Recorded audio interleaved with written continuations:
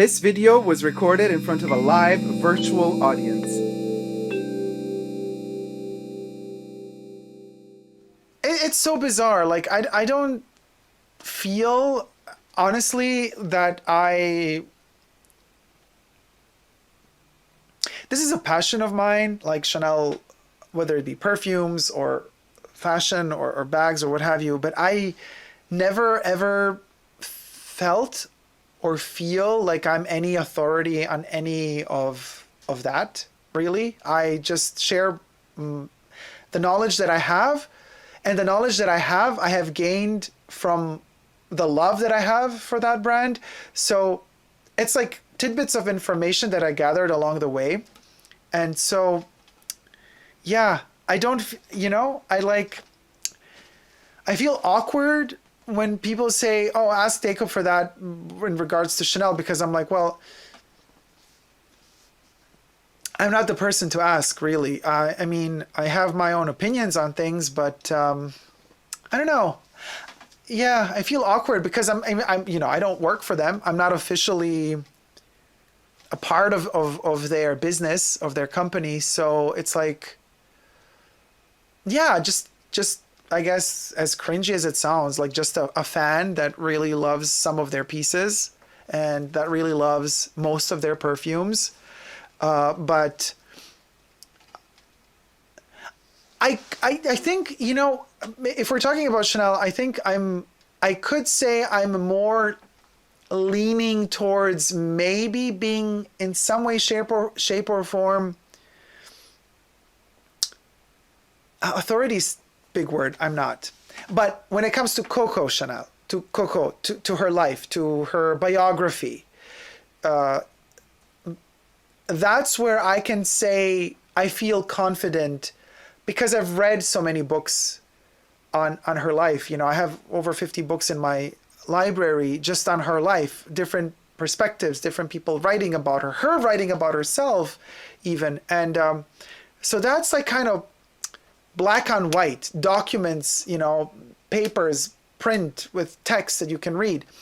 So the more you learn from those books, and the more you could say, what you're talking about, right? But when it comes to their fashion and their perfumes, there's only the emotion. I can only convey to you what I feel about it.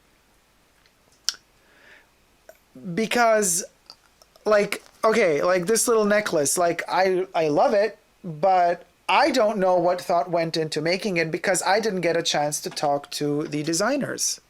So I don't know what they were thinking about when they made this. Does it have any background? Does it even have any thought process behind it? Maybe it was just like no thought process at all. With the perfumes, it's the same thing, because the brand, truth be told, doesn't really give us explanations as to why certain choices are made. They highlight little details, like Olivier Polge about the perfume is going to give you 2 sentences. Because heaven forbid they were to give you more than 2 sentences about a perfume, because they're like, everybody has the attention span of a fruit fly. You can't put a whole text onto people because they're never going to read it. So it's kind of hard. It's like, you got to guess what they mean by certain things. And that's why I can't say anybody who's external to Chanel can be an authority on Chanel, on the knowledge of the brand or whatever. Nobody, And because the designers know, and they don't ever get a chance to disclose the thought process that went behind the pieces. Most of the time they don't get a chance to disclose it. But when it comes to Chanel's life and all the books that I have read, you could say I'm kind of a sort of a historian of Chanel's life. And through studying her life,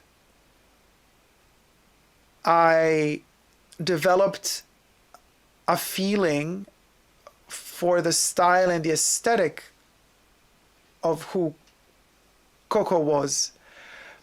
So having developed that sensitivity, I have this capacity now to pinpoint when they do create new pieces for new collections. I could kind of pinpoint and tell you, This is close. This piece that they're making today is close to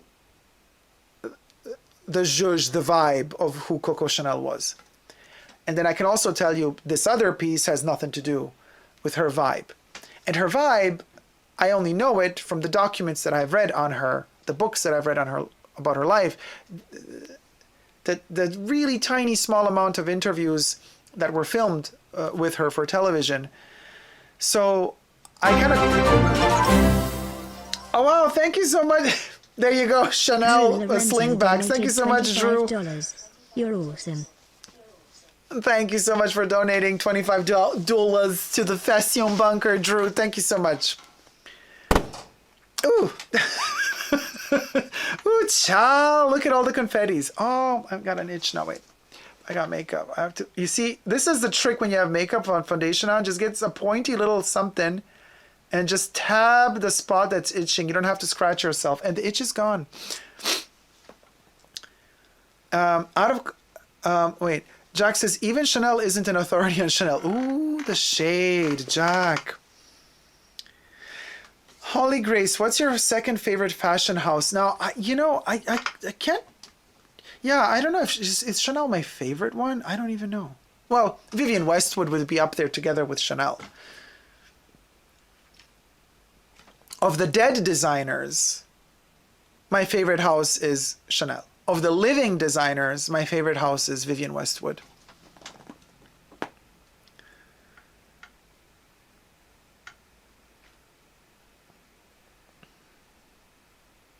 Justin says, I've never seen anyone on YouTube with more knowledge on Chanel than you, Dacob. Thanks, Justin. But yeah, Mr. Phillips says, Dacob, you are the Chanel essence, all living the Coco philosophy of her life. Thank you so much. I listen, you guys, but it's like, oh God, but this, no, I don't know. What I'm about to say is going to sound super arrogant.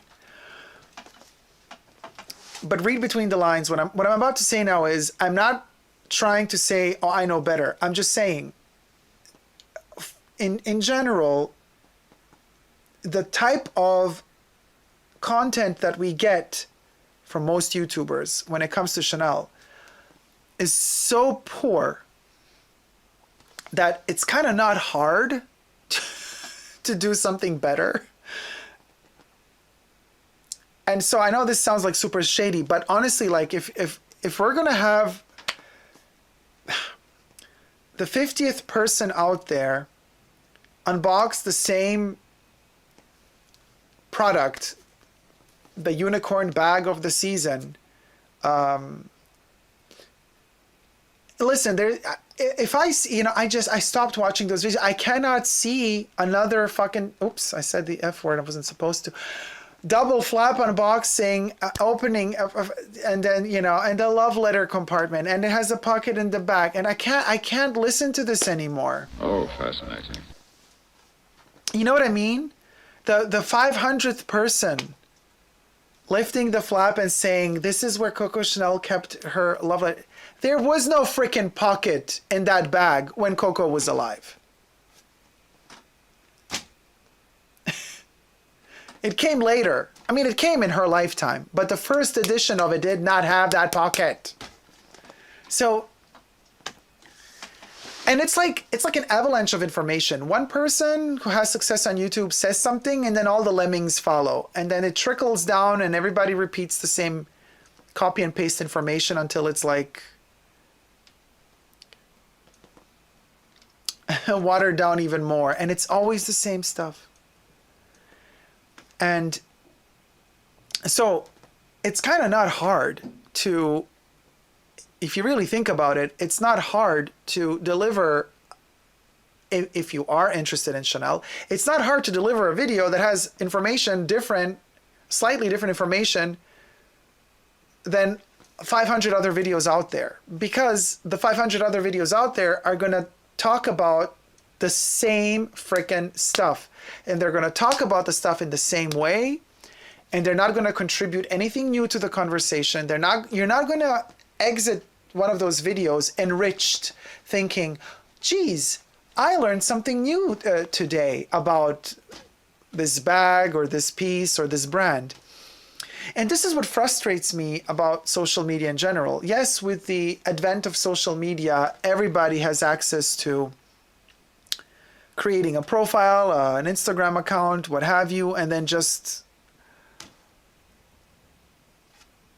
churning out content, whether it be copying and pasting it or being actively creative. But it's like the dominion of the ignorant in many ways, you know. I don't know. I get this. This is so irritating to me. On Instagram, it's a thing now with people paying Facebook, because Instagram is Facebook, to promote their to promote their posts. And we're talking about people. We're not talking about people who have, you know, 100,000 followers and then they want to go for the 500,000 and then they pay to. We're talking about people who have like 50 followers. And they pay Facebook to sponsor on Instagram their posts onto other people. I'm like, what are you, why? and I check these profiles out and like they have like 10 photos and like they post 2 photos a year. So they've had the profile for like 6 years and they did, you know, and then they're promoting boo, you gotta post like 2 photos a day or 1 photo a day, 2 Insta stories a day. You gotta post a reel if you want to grow. Like you gotta be active and you gotta work that algorithm, because yes, also Instagram has an algorithm, not just YouTube. And they pay money to be promoted on Instagram for crappy content, and on top of it, they don't post content. So why would somebody follow them? Like you were just ripped off by Instagram because you paid the money. When am I sweating here? Oh no, it's just, I was like, oh my God, really? No, I'm not. By the way, Halloween 3, Garbage Pail Kids. You know what I mean? You're like, whatever. I know this, like, what does this mean? Why do people do this? Anyway, Julia wants to know out of context what I think about the Margiela perfumes. I only ever enjoyed really the first one. Daniel says, Coco has sent her spirit to earth to live on your shoulder, bloop, whispering Chanel wisdom into your ear like a medieval oil painting. Oh, Daniel, I love the visuals. Rich Mitch says to Red Frag, most YouTubers don't pay for their fragrances, so their opinions are useless. Ah, good point.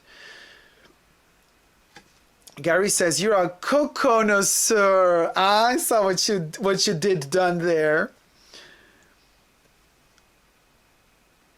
Yeah, Red Frag says, paid for their Chanel handbags.